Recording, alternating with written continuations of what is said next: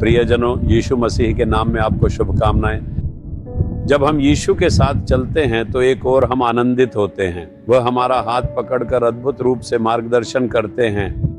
दूसरी ओर अपमान और सताव भी आएंगे। आपके इलाके के लोग आपका मजाक उड़ा सकते हैं। आपके कार्यस्थल पर लोग आपको केवल इसलिए नजरअंदाज या उपहास कर सकते हैं क्योंकि आप मसीही विश्वास रखते हैं। शायद उस शहर, गांव या नगर में जहां आप रहते हैं या आपके रिश्तेदारों या लोगों के बीच अगर कोई दुखद घटना होती है तो तुरंत वे कहेंगे वह मसीही बन गया है, इसलिए ये सब हो रहा है।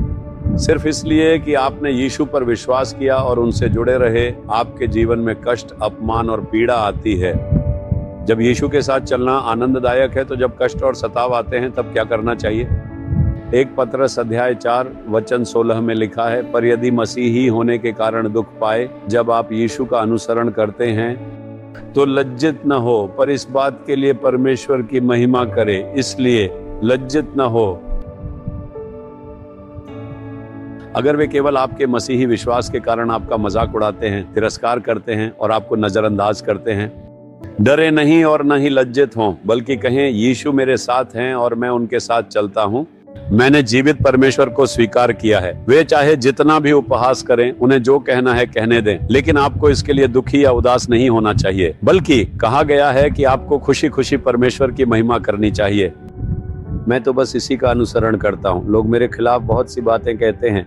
पहले एक व्यक्ति ने मासिक पत्रिकाओं में मेरे बारे में लिखा और उसका एकमात्र काम हमेशा मेरी निंदा करना ही था। वह इसे एक सेवा के रूप में कर रहा था। आज भी वे YouTube जैसे प्लेटफॉर्मों के माध्यम से ऐसा करते हैं।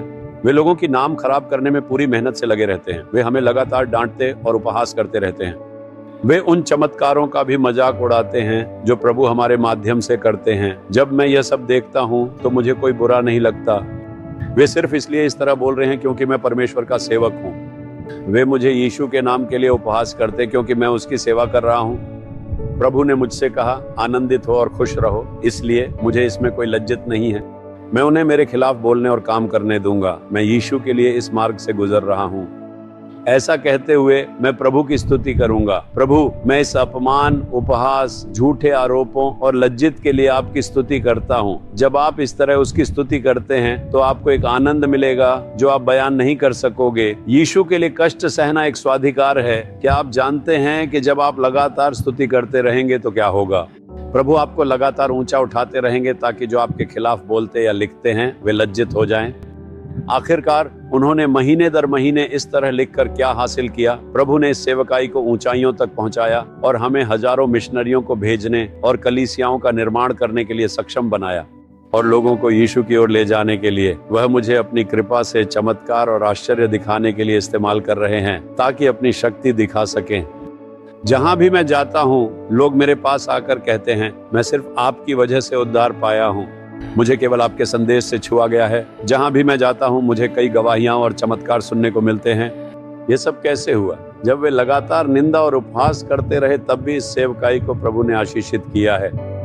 जो लोग इस तरह लिखते या बोलते थे उनका क्या हुआ? वे अब चुप हो गए हैं। इसीलिए यह मत कहिए वे YouTube पर इस तरह बात कर रहे हैं, लिख रहे हैं या उपहास कर रहे हैं।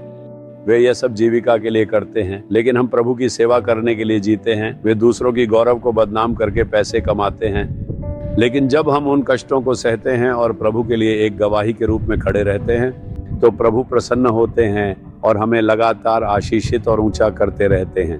इसलिए न तो लज्जित हो, न चिंतित या थके हुए, बल्कि हमेशा आनंदित रहें और प्रभु की स्तुति करें। प्रभु, इस निंदा और उपहास के लिए धन्यवाद। धन्यवाद कि मैं इस तरह कष्ट पा रहा हूँ। उसकी स्तुति करो, आनंदित रहो।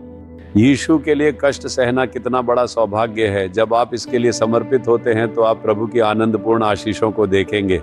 ठीक है, प्रभु से कहें, प्रभु मैं कभी भी दुखी या निराश नहीं होऊंगा और न ही आपसे सवाल करूंगा। चाहे मुझे जितनी भी निंदा या उपहास सहना पड़े, मैं उससे भी अधिक आपकी स्तुति करूंगा। यह कितना बड़ा सौभाग्य है। मैं आनंदित हूं और प्रसन्न हूं। मैं आपकी महिमा करता हूं। इसके लिए धन्यवाद। प्रभु, जो लोग मेरा उपहास करते हैं, मुझे तुच्छ समझते हैं और मुझ पर झूठा आरोप लगाते हैं, उन्हें आशीर्वाद दें। मैं भी उन्हें पूरे मन से आशीर्वाद देता हूं। इसके लिए मैं आपकी स्तुति और धन्यवाद करता हूं। यीशु के नाम में आमीन, आमीन। Jesus redeem Hindi YouTube channel को सब्सक्राइब करें। सब्सक्राइब बटन पर क्लिक करें और बेल आइकन को भी क्लिक करके हर दिन की नई कार्यक्रमों की जानकारी प्राप्त करें।